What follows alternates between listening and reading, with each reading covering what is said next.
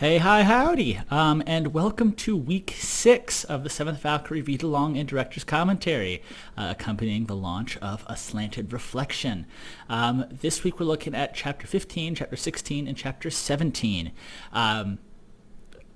You guys have pretty much know the drill by now, so read or listen to the chapters first, because right now I'll be giving you guys the inside look behind the scenes of A Slanted Reflection, which always comes with spoilers because I talk about, kind of my thought process behind, each of the chapters, give you some insight into kind of what was happening while I was writing it, ideas, how old these chapters are. Anyway, so if you're watching me, hello. If you care to listen, I have a podcast version. If you care to just read these, we send them out on our blog. So we try and give them as much of a, I want these to be able to come out in, whatever content you guys like. Speaking to video listeners, sorry, audio guys, for a little bit. My mom has been bothering me because she's like, Colin, you live in Costa Rica. There's a beautiful, beautiful, luscious green scenery, and there is right behind me. I'm gonna try and show it to you. But as you can see, when I do that, the saturation on the camera just goes absolutely cattywampus, and you can barely see me. Now, I've had a studio that was outside, but in Costa Rica there is a big part of the year that's called rainy season, unsurprisingly. And while it's not as rainy in my part of the country as it is in some other areas, it does make it difficult to set up my studio outside. So I can't quite get the camera set up as much as I'd like. So having a bright lights coming from outside just kind of makes it tricky. So sorry, Mom. Will do my best. I did bring a fun festive shirt today, one of my favorites, also a mom special. The Beer and Beards shirt that was actually a gift when she said, Colin, you have too many shitty shirts. And also, my sister got engaged today. Hell yeah. Might be dating this, but, I don't care. Go Ia. And Jack. I love you, Jack. You're awesome. You're my new brother-in-law. Or, well, not technically yet, but, soon to be. Anyway, that was a lot of life updates. I think it's been a while since I've been on the mic. I don't always record these day ofs, so sometimes I have little sessions of recording, and then it's long breaks, and I'm like, it's kind of nice to be back on the mic talking to you guys. Anyway, with that kind of longer introduction piece, we're going to go straight into Chapter 15, As the Evening Falls, which is back in Reen with BC and Val. Now, first we start off kind of with some moments for family. One of the things one of my favorite things that I actually get from all the anime that I watch is an appreciation for the low-key slice of life episode. Usually in action anime, it comes in the form of an OVA, which are they kind of have these little non-canon spin-offs. But there are a choice few where you can kind of just slow down for a minute and let your characters be a little more relaxed and chat. And sometimes I love watching those moments more than I like watching the actual action and fights. Maybe this is why when I was younger, I absolutely loved fan fiction, because I was I don't really care about watching them fight or progress. I just want to see them hang out. But yeah, those moments really flesh out the characters, make them feel human, and I just can't help but feel they're comfortable and cozy, and I love them. And then the best ones actually make those moments of kind of pause and relax even more compelling, or even more compelling, as the high action scenes where things are happening and changing all the time. That's something I really try and do with Seventh Valkyrie. I try and make scenes like this matter. Because if you think about it, a portion of your life that's action is really small compared to the portion that's just being with people, spending time. And you spend much more time just doing nothing. And doing nothing with people you care about is such a fundamental part of living. So, even soldiers in the thick of war spend a ton of their time just kind of in this steady routine of life. So I try and capture that, and also I think it kind of gives us time for a breather, especially because tensions are beginning to rise. You can definitely see the change kind of seeding throughout here. For every tradition, for every habit, for every bit of familiarity, like the game of Bon Board, BC's utter failure at the sport, people sitting around the grill, you kind of also have these signs that things have changed. Touching on kind of what I said above, I think you can also let the effects of your big moments kind of play out in the small moments, and you have like flashes of that tension here. Like, when everyone's just all action up, it's like you almost don't get to see the real picture. But when you can really trace kind of these calm moments over time, you can really start to see, tick, tick, tick. Like some of these characters are changing. So for example, BC and Waver's very tense conversation is much more kind of strained than it was the last time, and you can tell even more so the secrets that she's hiding from him. There's the nervousness around town, like that sudden spike in house calls. Even the joking cry at the end of this little section where they go, to the end of the world. It's like, and everyone's kind of like, yeah, like kind of speaks to the atmosphere surrounding town. Like, they're a little defiant and joking, but it's like they're still talking about like disaster. So. And the last part of this little section that I wanted to touch on was that Velvet staff are always on call, which I actually took a bit of from my brief experience in the hospitality industry. There's definitely a different breed of person that works hospitality. They kind of willingly work nights, weekends, just to keep things running. And just like sometimes a flood of customers comes to a restaurant on Sunday nights, you have to be there. Sometimes the calls come in for Velvet. Still, the fact that everyone kind of lives and boards at the workplace definitely makes things a little easier on them, but we actually go a little bit more into the specifics of their lives in a little more detail later in the book. I think that's next week's revision, chapter 19. Yeah, it is. We'll do a little more detail. But for now, we kind of switch over towards the end of this chapter to Val, where we kind of see the very, very start of the wolf beginning to hunt. I like to think that Val has kind of been keeping himself in semi-top physical condition since the war, but there's still a lot of form that he's lost, because of course he would have. Staying in anything close to peak wartime form would have been pretty irrational while he was kind of living a relaxed, peaceful exile in the woods.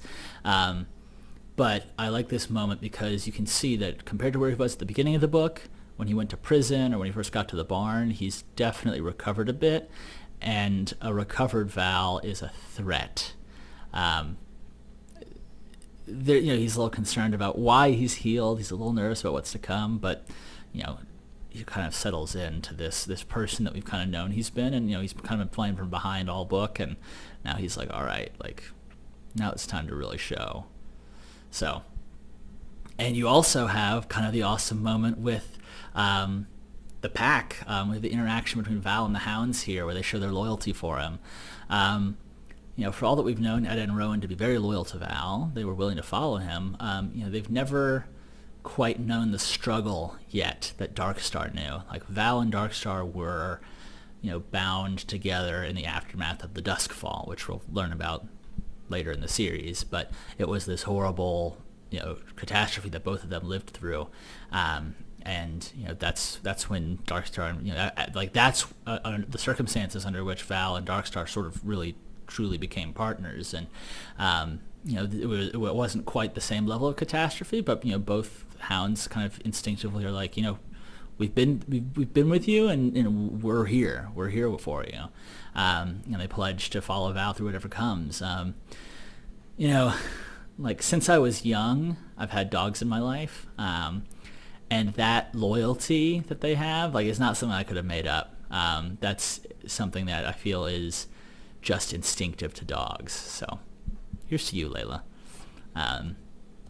Now we end this chapter with a goodbye to a stranger, and something about sort of the mysticism of the bond between us and people that we don't quite know.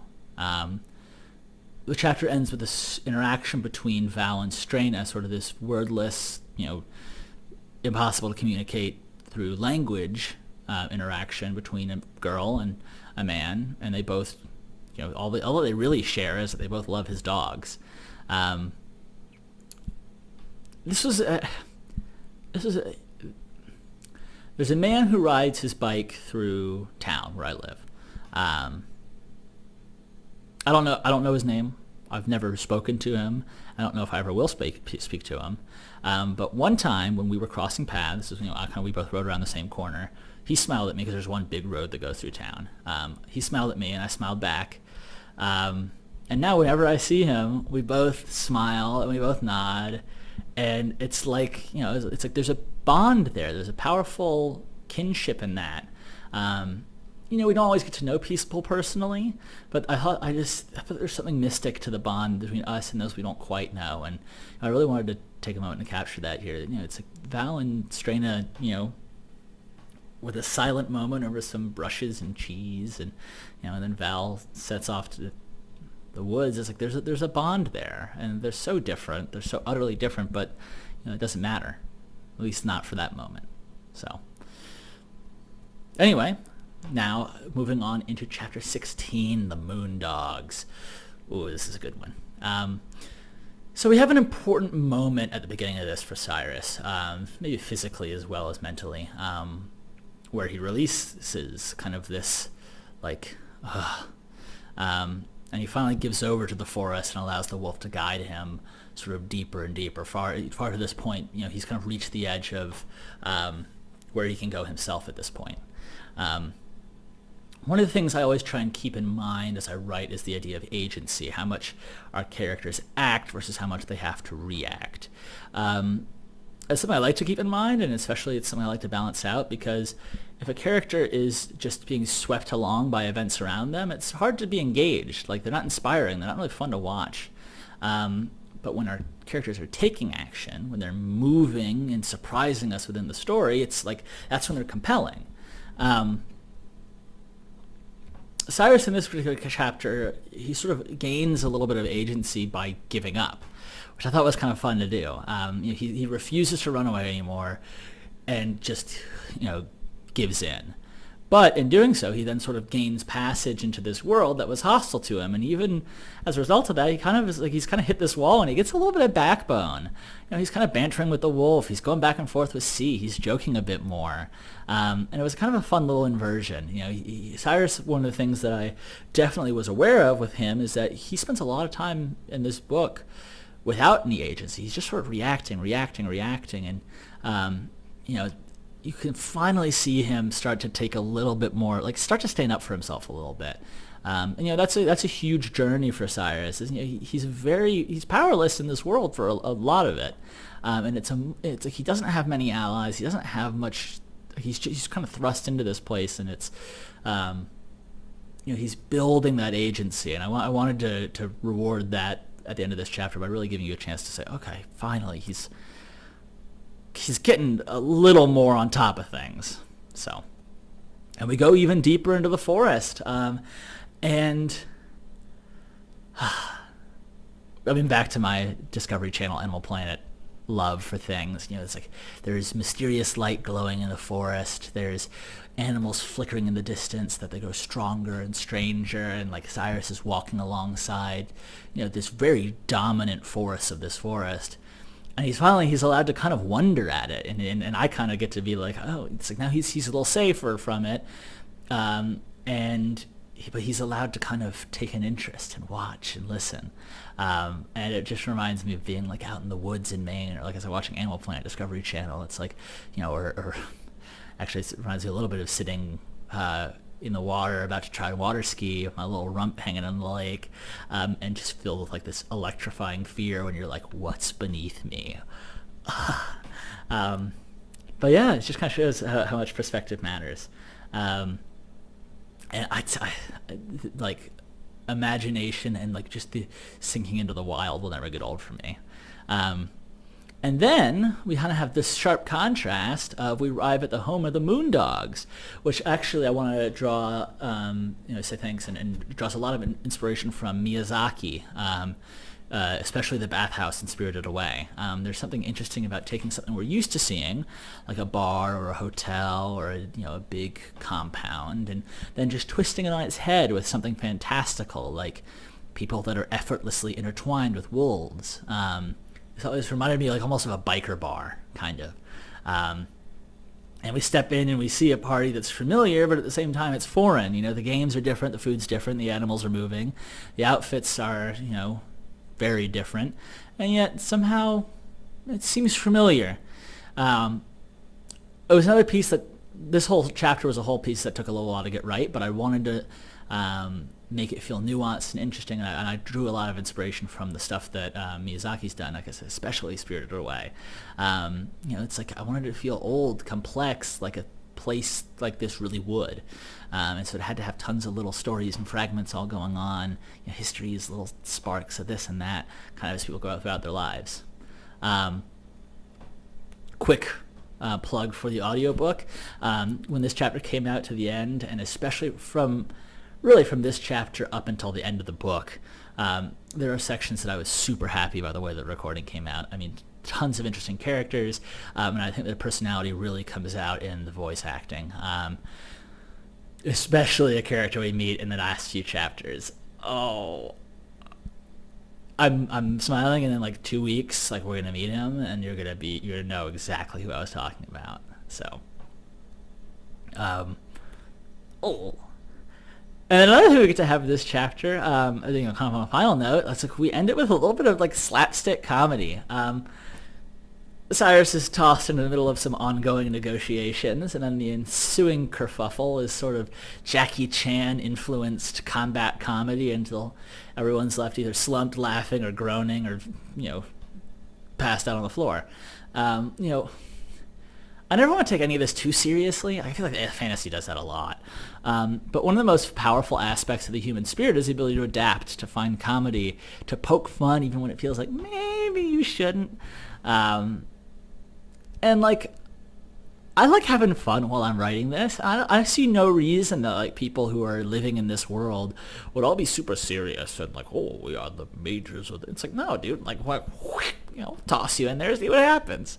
Like, it just works. Neil Gaiman had a great bit in this masterclass where he actually says that we get a little unsettled if people aren't having at least a little bit of a good time or like making a little bit of fun. Like, especially when people are just in normal life. Like, that's how we signal to each other that things are okay, that like everything is all right. We joke, we poke fun at each other, and why should wolf people to be any different? So that's it for chapter 16, and now we move on to the last chapter for this particular episode of Director's Commentary, which is chapter 17, Shadows on the Roofscape. We have sort of the technicalities of stealth and tracking of Val as he kind of gives us his process as he works his way through the city. And I actually drew a lot from video games in writing this section. Thinking about playing like Sly Cooper, which is this old kind of sneak game where you had to avoid people and like find treasure and stuff. Oh god, I used to have so much fun playing. Like I would get so hyped up about it that like I almost couldn't play stealth games because I was so giddy about hiding. So this is going to be a total sidebar. As a random thought, the most fun I've ever had playing video games was in Halo Reach and doing something we called the Hidden League of Gaming. Some buddies of mine and we would all get active camo, which is this ability that makes you invisible. And then we would all stack up in like hidden corners, like on top of each other's heads, like in these little tightly packed areas. And the thrill was going invisible just as the other team was about to find you. And then you laughed like absolute goons as they came by, like saw a dark hallway with invisible people, and they just kind of kept going. And like they could tell that you were around because you'd get radar jamming, but like eventually they'd start to get mad and like yell out over the mics to show ourselves. And then one of them would pass by and we'd absolutely dogpile them. Like some guy would be like doot doot doot, and he'd like look and like see something and like. Maybe he'd like catch us right at the moment and then like look back and it's like one guy shimmers and the guy's like, wait, and like starts to fire and then all of a sudden 4 dudes are like, wait, and then we all just run away absolutely laughing like little girls as the guy's like, yeah, you, hi. The amount of games that we won like 7-3 after like 20 minutes was amazing. People would get so mad. But it was just, that was some of the most fun I've had playing that game. Anyway, so yeah, Val's tracking experience was kind of like that here. No, I loved the idea of getting, it's like Val's using the hounds in kind of this clever way to like, he's tracking, he's making sure he stays out of range, and you kind of get to little technicalities and kind of see his process. We also get to see a touch of Val's ruthlessness and his considerations of exactly what he's going to do to Rat. the casualness kind of with which he considers all of his options, including just assassinating him at the church service, was an intentional thing. He has, he's a good guy. I think we could see that. He's a well-intentioned guy, but he has grown and refined his skills in a battlefield where there are no rules. There is nothing off limits, and that comes into play. Speaking of religion and faith, we also, assassinations at church service, we start to see a little bit more of it here. The Freelanders are a deeply spiritual people. Though much in their own character, they tend to eschew massive organized religion in favor of sort of more personal relationships with the wild, nature, their own spirituality. Val never took much time to learn the finer specifics of each one, because he didn't care and it wasn't relevant to him. And there were a ton of them. So we don't get a wealth of knowledge from him here, but we may at some point. Another thing that we see, kind of getting into the old city's culture, is something that BC Pores and Stringer don't exactly emphasize as much because they've lived here so long, but there are still some very serious class differences. The people in the little shacks in the worst parts of town aren't exactly thriving. And I drew a lot from the stair streets and slums and favelas of, Central South America, Brazil, Colombia. People there are somewhat content. They exist happily, but these are not like, it's not entirely a thriving town. And a lot of these places that end up like resulting to it's like crime-run cities. It's like, you don't quite have it's just not a ton of equality. So you do see a very distinct difference between like the slums and then these big grand homes.